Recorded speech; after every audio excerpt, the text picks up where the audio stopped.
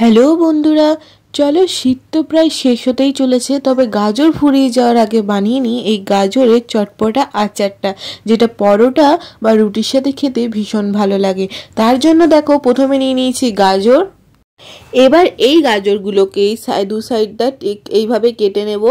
তারপরে এখানে পিলারের সাহায্যে এটাকে ভালোভাবে এইভাবে পিল করে নেব এর খোসাগুলোকে। বেশ ভালোভাবে এই খোসাগুলোকে ছাড়িয়ে নিতে হবে। আমার ভিডিও ভালো লেগে থাকলে চ্যানেলটাকে সাবস্ক্রাইব করতে ভুলবে না, এবং হ্যাঁ, শেষ অবধি ভিডিওটা দেখো এবং বন্ধুদের সাথে শেয়ার করবে। দেখো এই ভালোভাবে এটাকে পিল করে নেওয়ার পর ঠিক যেমনভাবে দেখাচ্ছি সেরকমভাবে কেটে নেবে। গাজরগুলোকে পাতলা পাতলা করে কেটে নিতে হবে, মোটা মোটা কাটলে না এতে নরম হতে অনেক সময় লেগে যায়। ঠিক দেখতে পাচ্ছ যেমনভাবে কাটছি ওইভাবেই কেটে নেবে।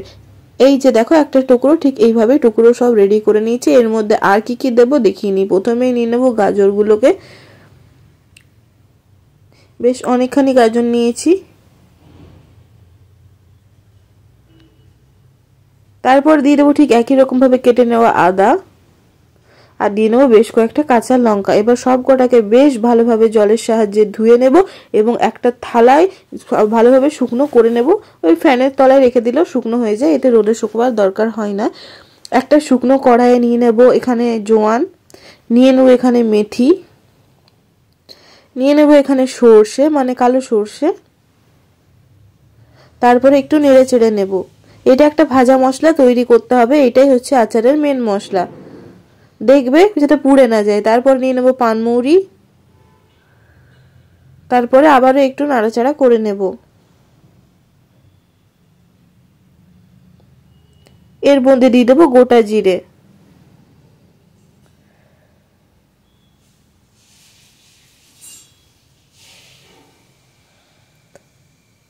তারপরে দেখো ভালোভাবে একদম গরম হয়ে গেলে মানে ভাজা ভাজা হয়ে আসবে, তখন এটাকে ঠান্ডা করে নামিয়ে গুঁড়ো করে নেব।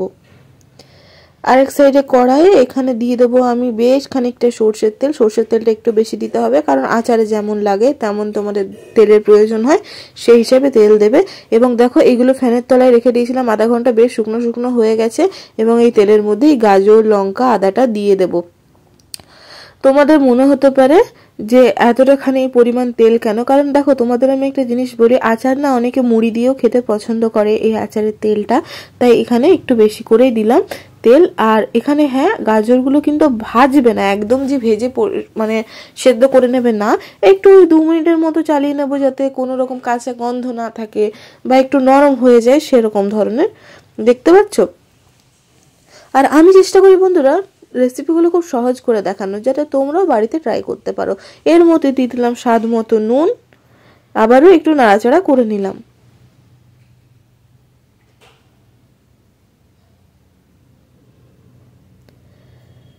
তারপরে এখানে দিয়ে দেবো একটু কাশ্মীরি লঙ্কা, এতে বেশ কিন্তু ভালো কালার আসে। খেতে ভালো হলেই কি হয় নাকি, দেখতেও তো ভালো হওয়া চাই, তাই না? তাই এখানে একটু কাশ্মীরি লঙ্কা দিয়ে দিলাম। সঙ্গে সঙ্গে দেখো তেলের কালারটা একদম চেঞ্জ হয়ে গেল। এটা খেতে একদম বাজারের আচারের মতোই হয়, ভীষণ ভালো এবং টেস্টি হয়ে থাকে। তোমরা একবার হলেও ট্রাই করো, পরোটার সাথে বেশ ভালো লাগে। এরপরে দিয়ে দেবো ওই ভেজে রাখা গুঁড়ো মশলাটা, তারপরে একটু নাড়াচাড়া করে নেব। এবার কিছুক্ষণ একটু নাড়াচাড়া করে পরে গ্যাসের ফ্লেমটা আমরা অফ করে দিলাম। এবার গ্যাসের ফ্লেম অফ করে বেশ মশলাটা ভালোভাবে এটার উপরে একটু নাড়াচাড়া করে নিলেই তৈরি হয়ে গেল গাজরের মিক্সড আচার। খেতে বেশ ভালো লাগবে, একবার ট্রাই তো নিশ্চয়ই করতে হবে। কি বলো, শীত তো ফুরিয়ে এসছে, এবার চলো জলদি জলদি একটু ট্রাই করো এবং কমেন্টে জানাও কেমন লাগলো এই রেসিপি। আমি নিয়ে আসতে চলেছি আরও রকম রকম নতুন ধরনের রেসিপি। আর হ্যাঁ, আমি অনেক রকম শর্টস আপলোড করে থাকি, তোমরা যদি দেখতে চাও একবার